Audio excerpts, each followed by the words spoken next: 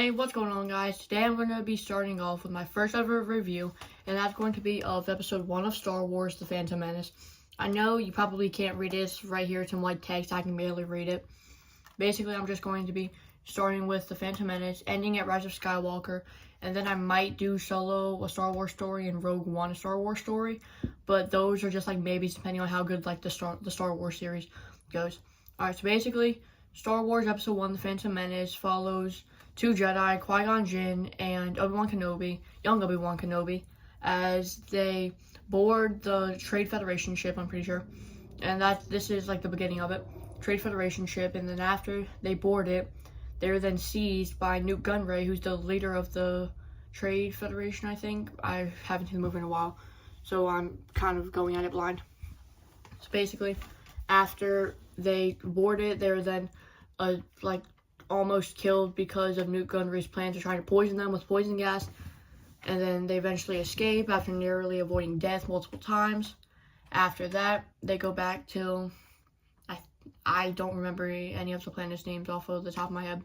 They go back there, tell the other Jedi what happened. Then they are taken to Tatooine, where they meet young Anakin Skywalker.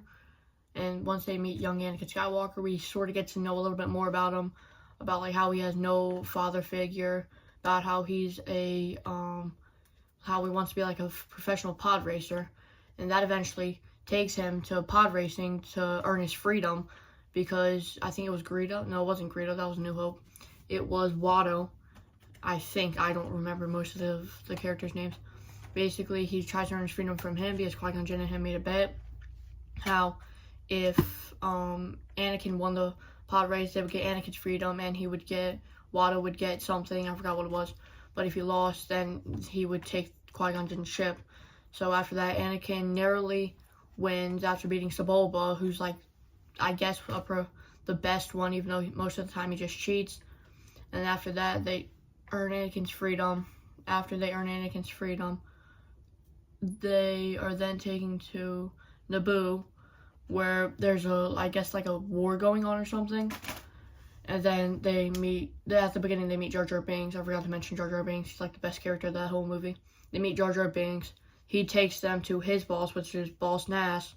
And then Boss Nass then decides to team up after Padme reveals that she is Queen Amidala. After that, it's then they're taken back to the Naboo place. After they're taken back there, we then cut to the Gungans fighting off against the B-1 battle droids. After they're done, or like it cuts back to Naboo, where Qui-Gon Jinn and Obi-Wan Kenobi meet Darth Maul, who at the time is a Sith. And after they meet him, they then fight him. Qui-Gon Jinn unfortunately dies because he is stabbed through the chest with Darth Maul's lightsaber. Obi-Wan revenges him by slicing Darth Maul in half. After that, we are then taken to Anakin, who's in space fighting with the other fighter pilots, I guess you can call them, or something. And then he eventually goes into the Trade Federation ship, and he blows it up from the inside. That takes down all of the B-1 battle droids that the Gungans are fighting, and the Gungans win that battle.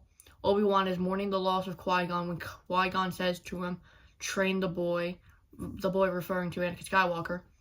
And then after that, it's the funeral. Then the movie ends after Yoda says, "Always two there are, a master and an apprentice." And then Master Windu questions Yoda, "But which one did we kill, the master or the apprentice?" And then after that, the movie ends.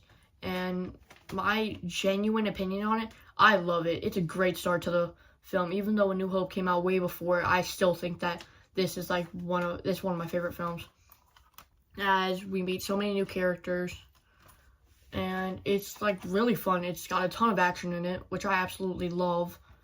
And then what else? Like, honestly, I can't say anything else besides that it's really good, and that also how what do you say? I'm trying to think of words. Can't think of words right now. Well, honestly, for me, like a 1 through 10 scale, I'd rate it like a 9 out of 10. It's really good, but like there's some parts that I thought were like kind of boring. but that's my genuine opinion. You can hate it if you want. It's my opinion and my own. The action gets a 10 out of 10.